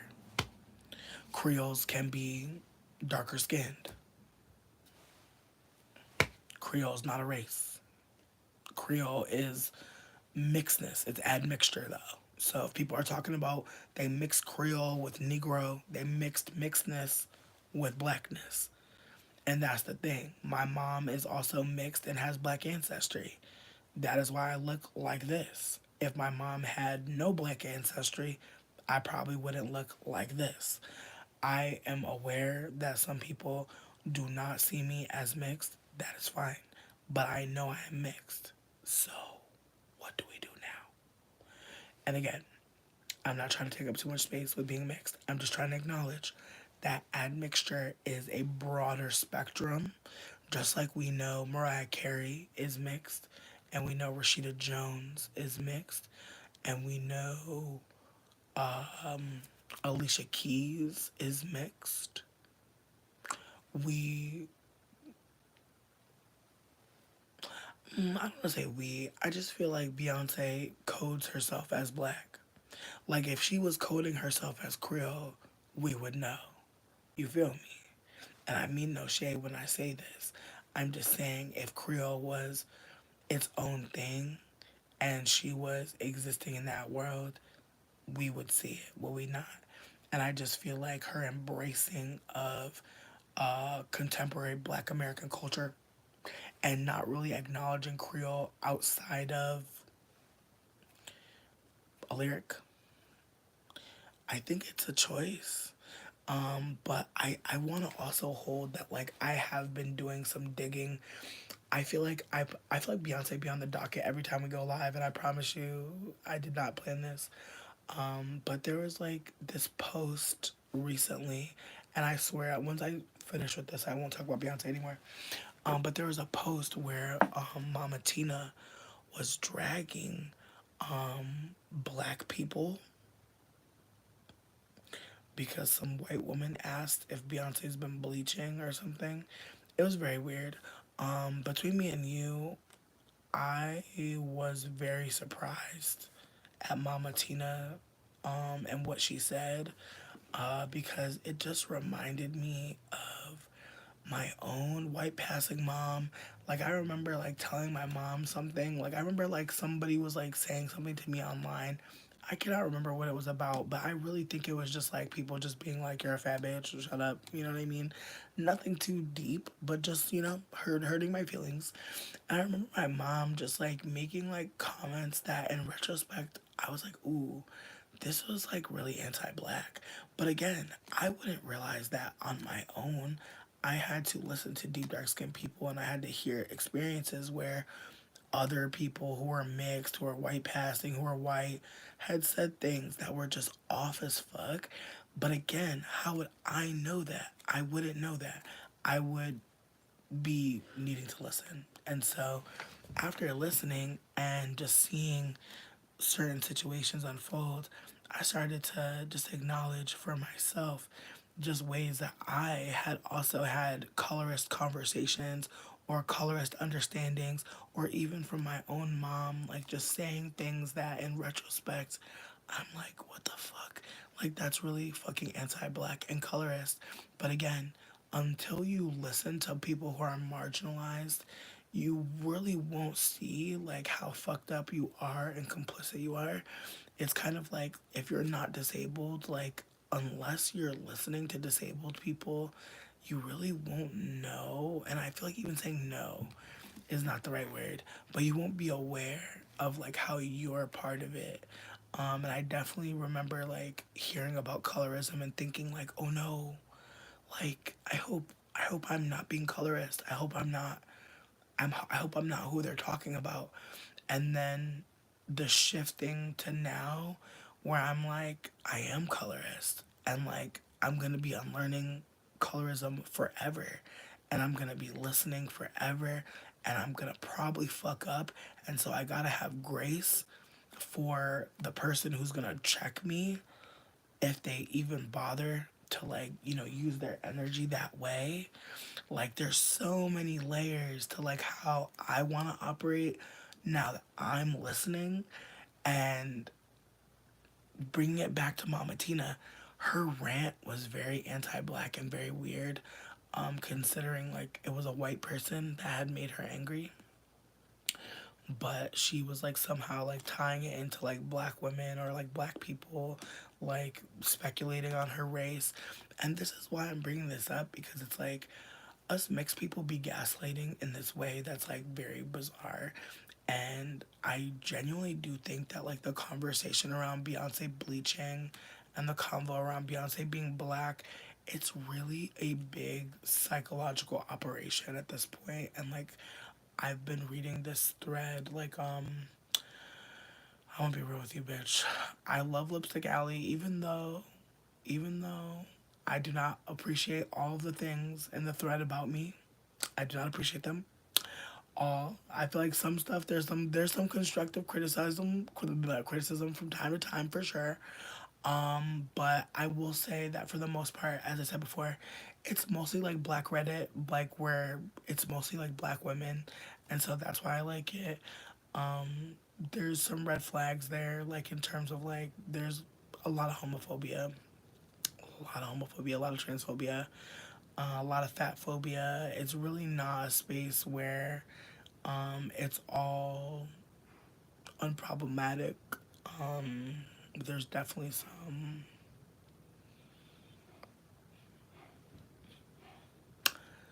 moments. There's moments,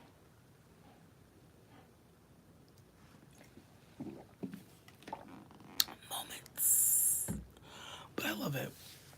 And I'm only bringing it up because somebody posted what Mama Tina said in a thread. And as the thread went on, like there were more and more people being candid about just how they were interpreting this message from Mama Tina. And a lot of the sentiment was that Mama Tina was being anti black and was being hurtful towards black folks. And then there was also a real time breakdown of Beyonce tanning and being marketed to black women as a black icon. And I don't know how many of y'all go back to that beginning, that first Beyonce album, and how dark brown she was. But the picture of Beyonce in that first album like fucks me up kinda, and just how light she is in reality versus how brown they made her to debut her to black audiences was brought up. And so I say all this to say that like there's ways that like mixed people can code and operate and maneuver. And I think like when people talk about Solange versus Beyonce, it's so fascinating because you can tell like a blonde anything and lighter eyes can really take you far. And I mean that with all love and all grace because I too dabbled in the beauty supply contacts and the blonde wig. I already know how like that phenotypical equation can add up to a completely different experience. And that is honestly partly why I stopped wearing like wigs and stuff like that because I'm just at a point now where I'm like, damn, how many times am I putting myself together, dressing myself up a particular way, and I'm attracting people who actually are disgusted by what I really look like. Like that right there, it was a moment for me. It's like all this stuff that I'm doing, all these things that I'm buying, and is that me? And this is not me trying to drag anyone who wears wigs or wear makeup. This is just me trying to offer that the things that I was doing to beautify and to like be seen, it wasn't making me feel good. In fact, it was giving me anxiety to think about how I'd have to take that shit off. It was giving me anxiety about thinking about how, you could hug somebody and half your fucking makeup is on their clothes now. And you're hoping they don't see that shit. Like, it's a lot of layers to being beautiful when the beauty standard has been set to a certain place. And then there's other layers of beauty when you're fat, when you're when you're someone with shorter hair, when you have curly hair, like there's just so many steps to get to the beauty. And I'm really just trying to embrace like my natural self because I really like how I look, but I did not always like how I looked without makeup and without wigs. Like I did not. Like I really was mentally caught up with wigs to the point where I really didn't want anyone to see me if I didn't have a wig. I didn't want anyone to be around me. I didn't really want to be perceived. And that is a problem. And that's my problem that I need to work on for me. Nobody else can do that for me. And it sucks because, like, I spent a lot of time putting myself together in a way to where I thought I was, like, doing something for myself. And in retrospect, I think I was more so just trying to figure out, like, how to get attention, love, support, in a way that I just wasn't getting. And I think for anyone who's had like a drastic glow up or simply just stopped looking how you used to look, I know what you're experiencing and it's a vibe that I can't tell anyone not to go towards cuz like it's a high. It's definitely a dopamine rush when you think that you're achieving beauty in a way that you just weren't able to before you had money, access to the internet, access to beauty supply, access to disposable income, whatever the case may be. Like I get it and I hope that like whatever you do, you still make time to love on the natural, the you that exists while any of that shit. Cause you are still fucking important. Like, I'm not trying to be dramatic and be like, everyone's beautiful. Cause obviously, in the context of beauty, a lot of us are not being thought of. So I'm not trying to like put you in a context of like ugly beauty and binary. I'm just trying to say like how you already look is worth pouring into, even if you don't think so. But I know for me, I personally would never wear my natural hair all throughout my 20s because I was like, I look better in a wig. I genuinely did not like my hair as much as I liked a wig. I'm finally at a point now where I'm like, wow, it's wild that, like, I would hide my natural hair. Like, it's wild to me now as I'm hiding my natural hair. But, bitch, honestly, I did a braid situation that I don't really like. I don't really like my braids. I tried to do I tried to do a lot. You know what I mean? I was on some Mario. I was like front to back, side to side, crisscross. Like I was really trying to do something. Let me braid your hair. It didn't work out. The crisscross didn't work out. Really, I only braided it because I want box braids and I'm restless. I want box braids so bad, but it's not box braid season. We all have troubles. Anyways, like I was saying though, it's okay for Beyonce to be mixed. It's okay. And I know that some people don't want to accept that Beyonce's mixed. But I feel like the thing is, when I was accepting my mixedness later in life because tribalism and anti blackness and desiring to identify myself in a set way. I don't even know what I'm trying to offer here. I think what I'm trying to say is like when I first started to hold myself as a mixed person, I too felt weird. But I feel like I am a mixed person and that weirdness was really just shame.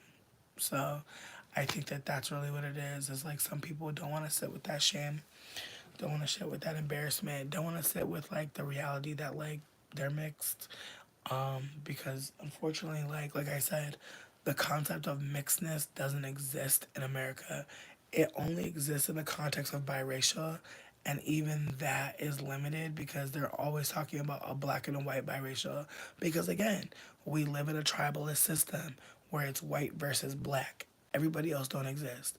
And so if you are a part of a different mixture or a different background, your story is really yours to tell. And so that's why I'm telling my story because there's a lot more people like myself who are mixed, but we're not biracial. But we do have admixture and we are at times and put in weird positions to be anti black, to be uplifted by white people in certain positions of power. Like there's layers to anti blackness, and every oppressor is not going to be a white person. And so that's the matrix of power and privilege in America is that your oppressor can really be anybody.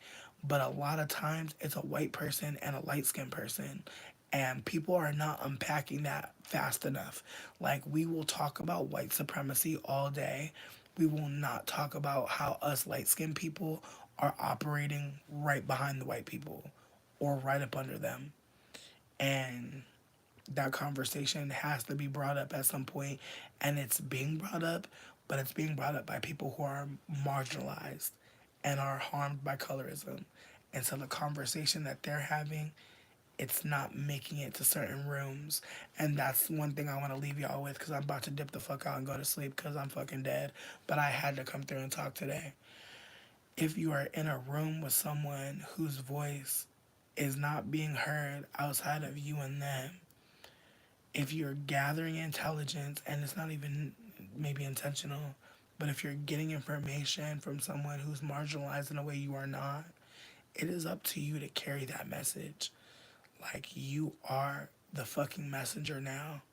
Like, once that person breaks silence, once someone breaks silence to you, it's on you to keep carrying it further. And I want us to consider like all the gems and jewels and royalties that we are privy to hear from marginalized people.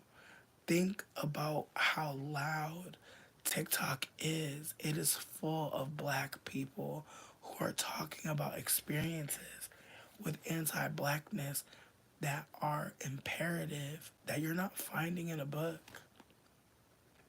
And there's radical acts of love that are happening as well because I don't want to leave on a uninspired note. Like, I think it's important.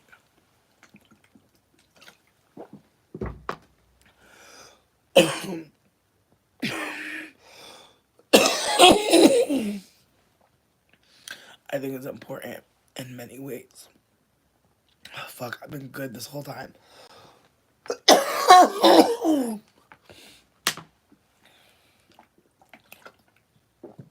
my god. I think it's really important in many ways for us to center joy, laughter, hope as much as possible. Because for a long time, something that I just realized, or just read about rather, was that like when white people were creating shit like the Wizard of Oz, and like just all these different like fictional works, there were black people who were newly freed who were writing books about the trauma of being enslaved. And while it is necessary for us to hear from people who are being harmed by our society, it's also important that we hear from those folks who are also experiencing joy. And I know that it's hard to center joy right now. It feels fucked up. But I think that that's when it's needed the most. Like I really do.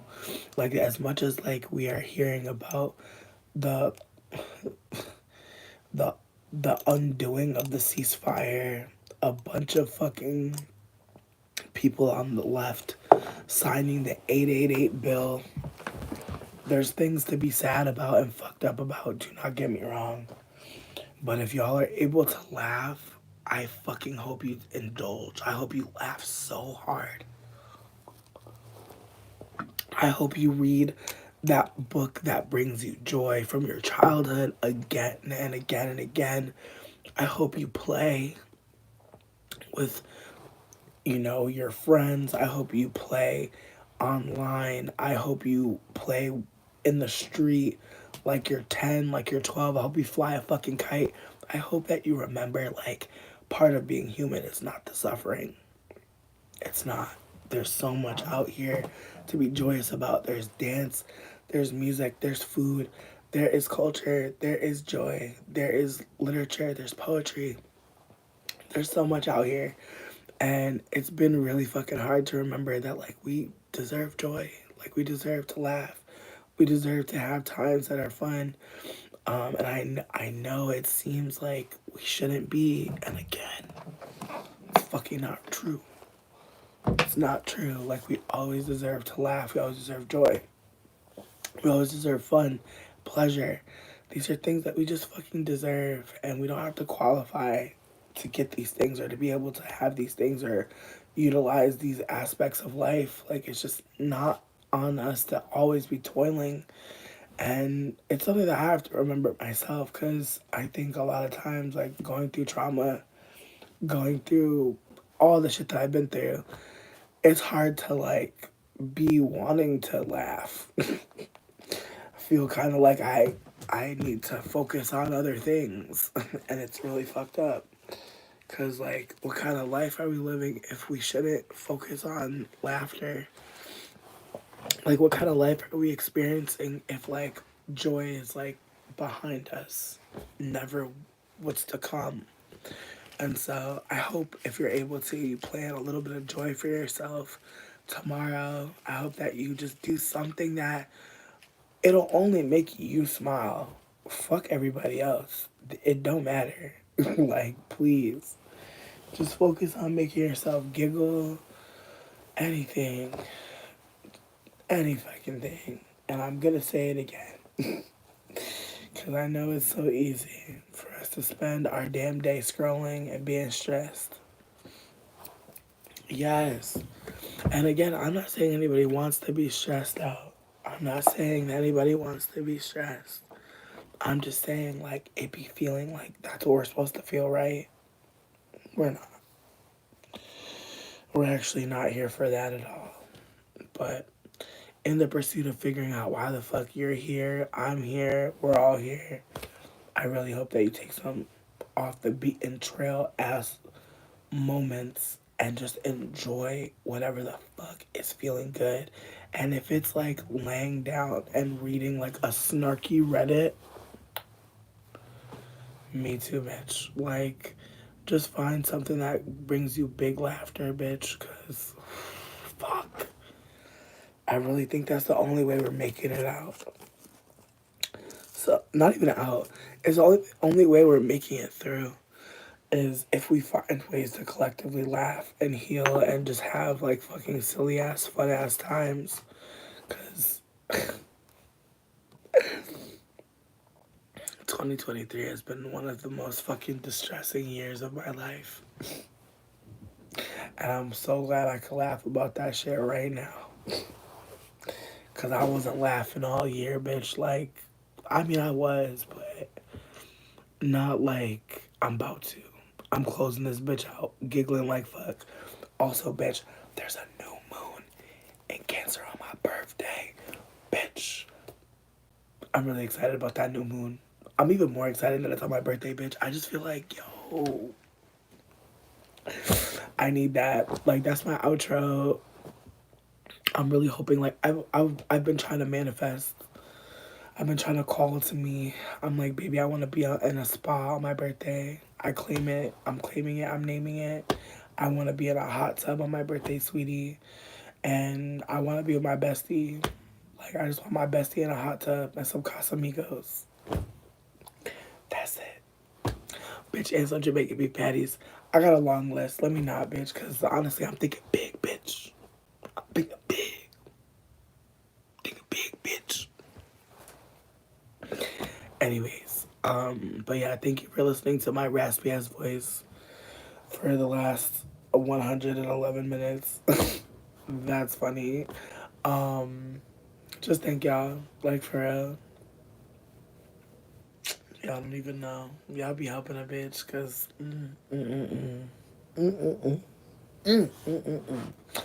just know I appreciate y'all. Like, couldn't have done it without you. Even if you don't think you be doing too much, baby, you do a lot, and I see you. Just let me love on you. Just let me tell you you're great. Like, just thank you for just witnessing a bitch going through, you know? Cause, child, I swear, like, being on YouTube, it's been a wild ride. Like, I never really thought anything of it. I know that sounds probably crazy, but I was just kind of like, yeah, like, I be online. I like to talk to people. It's fun. My ex thought that I would be good at it. Like, he bought me a web camera and was like, I think you would like being on YouTube. And I'm like, okay. And then the rest is motherfucking history, bitch. I just wanted to talk. I just wanted to exist and emote. And through time, you know, I was able to like make connections with people. I was able to meet so many people like who fucking knew like the internet is like really real. But I did not think it was real. Like at first, like I really just thought of it as like a little square that I could just poke my head through.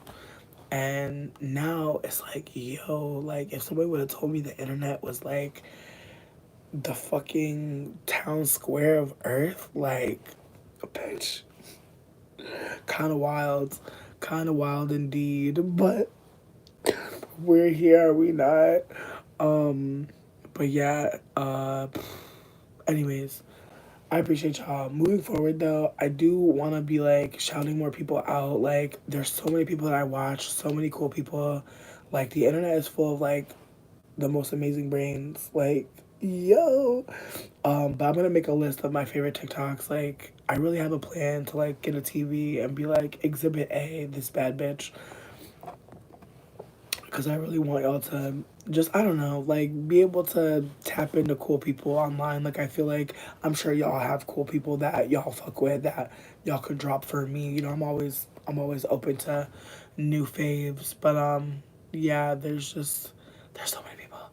Um and I'm hoping that I just have the time to like shout out everybody that I love, because I don't know. I'm in like my lover phase. Like I feel like I've been a hater for a long time. I've been a skeptic for a long time. And now I'm just like, you know what? I'm gonna love as much as I can.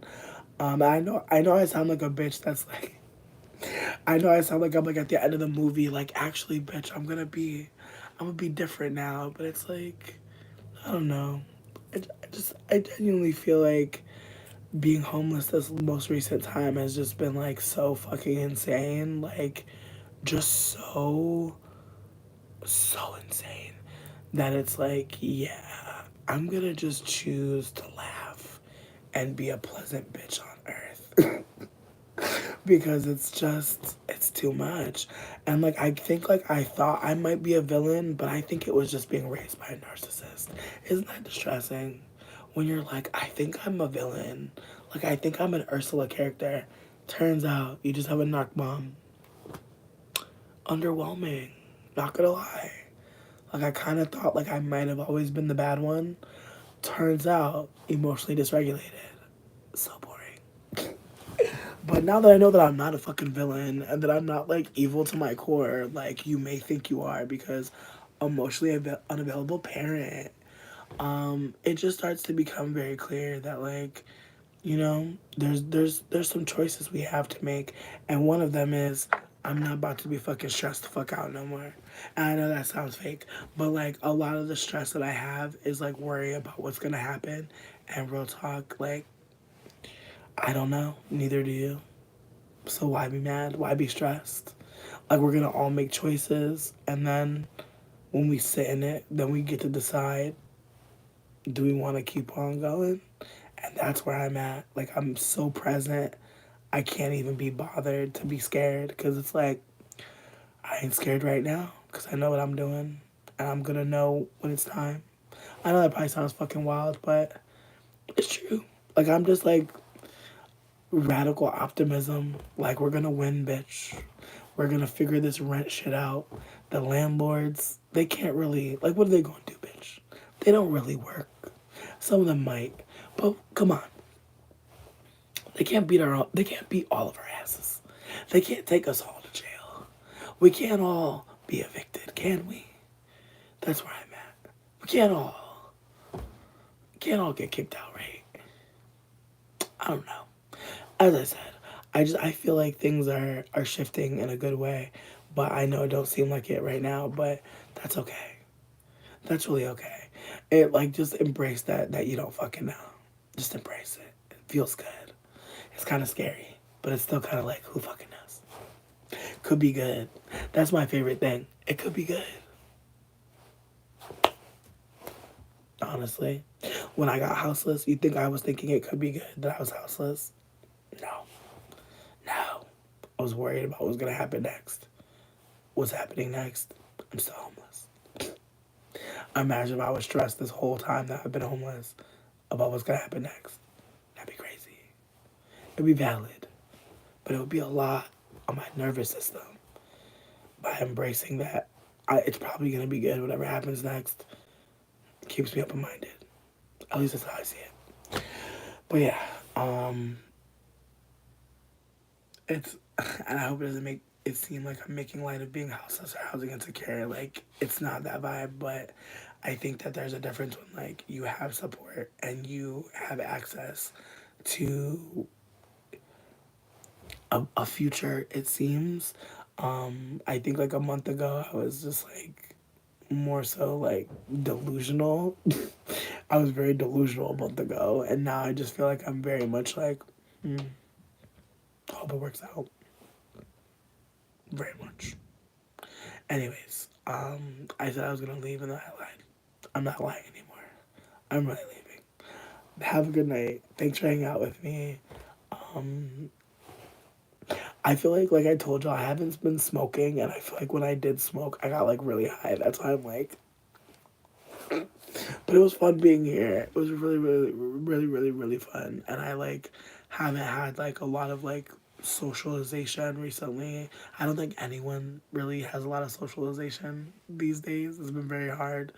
And so that's also why I like be staying here longer because I'm like friend group of like anonymous cuties that I may never meet. Hope you're doing well. Let's chill. Oh, I super well. I super well. I missed y'all so much. I miss chatting. Just thank y'all for hanging out with me and just sharing space online. It's definitely been lovely. And I'm sad to go, but I will talk to you soon. And I don't know. I'm really hoping that like I can set up my TV situation because I really wanna. There's just so many videos I want to watch with you. Also, me and my friend. Okay, this is really random, but me and my friend are watching like movies that are like centering like women like being like badass bitches, and like I decided that I wanted to watch Promising Young Woman. If you haven't seen it, chef's kiss. It's so good. Especially if you like movies where like bad bitches are winning.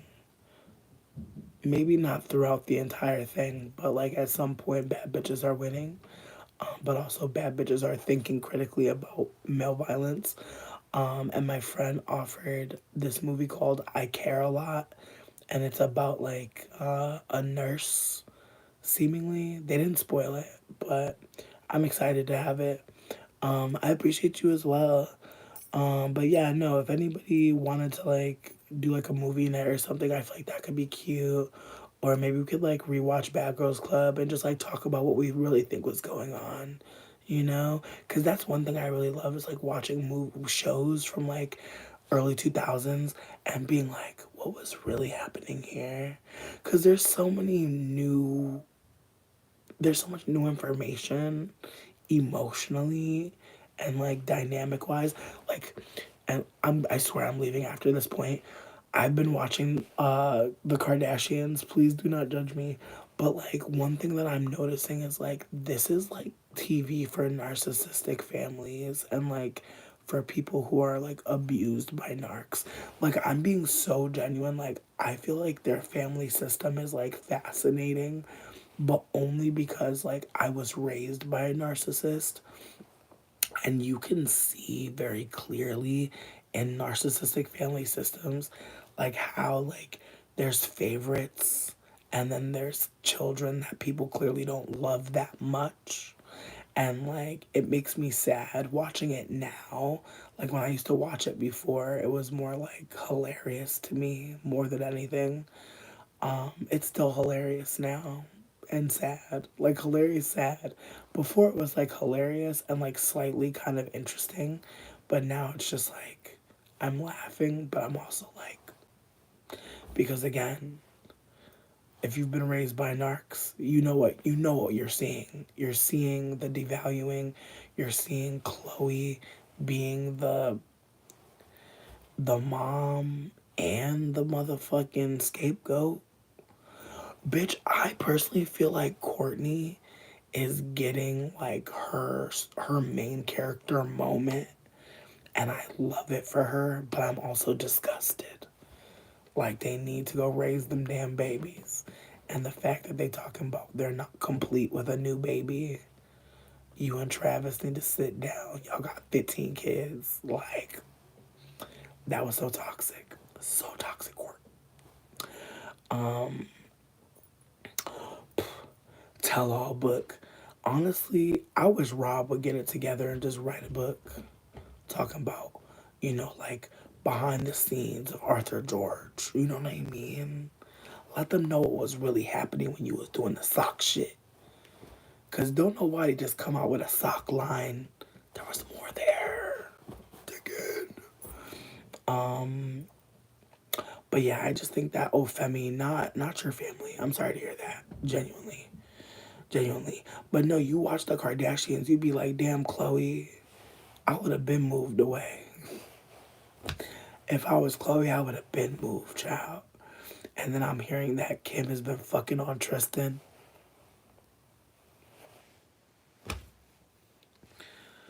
Jesus Christ, my lord. Look, it's amazing, but it's terrible. But it's amazing. Yeah, I gotta go because I'm down a rabbit hole. I love y'all. Thank y'all for chilling with me. We can't do no more Kardashian conversations because we're going to be here forever, bitch. But wait, before I go, though, because I can tell some people care about the Kardashians here, type in KUWTK snark Reddit. I love you. Enjoy, bitch. Enjoy. It is funny as hell. You going to be crying, bitch. They be eating these hoes up. Again, it's probably the meanest place that I am on the internet. It's probably the most terrible place I'm on the internet. I feel like this is after Lipstick Alley. Because I feel like Lipstick Alley be having recipes on there. They be having recipes, people grandmothers. But that Reddit snark page for the Kardashians, I would not be surprised if the Kardashians be on there dragging each other. I would not be surprised. I would not be surprised. It's very messy. Very messy, bitch. Anyways, I love y'all.